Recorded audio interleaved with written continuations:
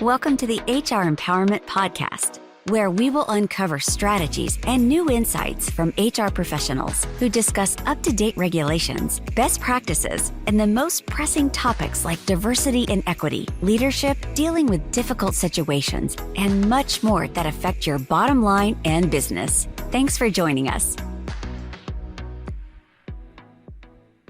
Hey everybody, Wendy Sellers here, the HR lady with JC. It's my pleasure to be back, Wendy. Thanks for having me here. This program's amazing. One of the best HR podcasts out there. Thanks for tuning in. Thank you. Yeah, it's because of you. That's why. I know. Thank you. Hey folks, this is episode 5. We are talking about 5 hot HR topics in the world right now, but hopefully this will help you to get ready for 2023. This one is for you, HR people that are listening or who are acting as HR. I really want you to make sure that you are 100% aware of the mental health and wellness for HR professionals. We've talked about, psychological safety of employees. And of course, we've been talking about through the entire COVID pandemic, the health and wellness of our employees who are burnt out. But I have to tell you, I know so many HR people who are no longer HR people because they were so burnt out since the beginning of the pandemic, and that their own personal health has greatly declined, as well as their mental health has just exploded and in a negative manner because of the burnout and the labor shortage. And we're often all the rules, Wendy, of everybody, right? Yeah. All the rules, all the changing rules, all the COVID rules, the state rules, the federal rules, everything that HR has had to do continually over and over. Fire everybody, let go of everybody, hire everybody back, do a rehire, don't do a rehire, do a new hire, do something, get a requisition out there. We didn't meet our numbers. Oh my gosh, you're on the chopping block now. And you put yourself on the chopping block without realizing there's a lot. It's no wonder people are burning out. And you've probably been burning that candle at both ends for 3+ years now. 3+ years. It really is. And, it's like, think about, the mom or dad at home. The mom or dad, hopefully together, take care of each other. They take care of all the kids. A lot of times it is often put into whoever is the primary caregiver. And that's kind of like what HR is. HR ends up being the mom or dad of the employee base, and everybody's running to you with their issues and their problems. So you're a nurse, you're a coach, you're a counselor, you're a mentor, you're even a referee half the time. Yeah. And so it has been a lot. We have a labor shortage that ain't going away anytime soon. We've already talked about that. We have baby boomers who are retiring or are mostly retired.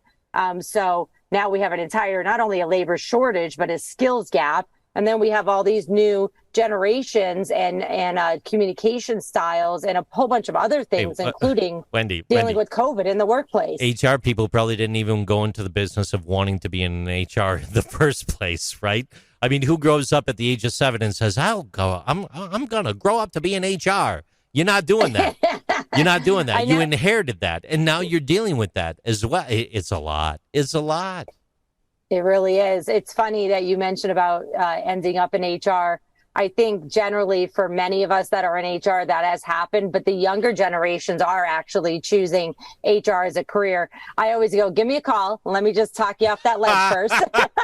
Oh, you're funny. But no, I really do. I have coached quite a few young individuals who I've never met that people just say, hey, can you talk to my son or daughter or whoever it is because they want to go in HR. I said, I'll give them the good, the bad, and the ugly, and then they can make the decision. Yeah. Just be aware of what you're walking into. But I ended up in HR just kind of on a whim. And there, it is mentally, never mind physically, but it is mentally exhausting. And we need to make sure that we're taking care of ourselves and putting into place a stopgap. So if anybody who is listening today is not in the HR seat but oversees HR, please, please, please check on your HR professionals. Make sure that they're taking the time off, that all your other employees are taking off. Make sure that they have support, including outside support, maybe from vendors and consultants that can help them get things done while they're overwhelmed with the emotional needs of the staff, on your team. HR people, you have to take care of yourself. Self-care is so critically important. It entails taking the time to do things that will help you live a better life and improve both your physical and mental health. And self-care can help you manage stress, reduce your risk of illness, and increase your energy when it comes to your mental health. In a world where individuals are expected to work long hours and not take vacations, you have to be productive. You want to stay productive. And it makes it really, really hard to take care of yourself. So self-care is going to help you minimize daily stress and return to a healthy, productive state.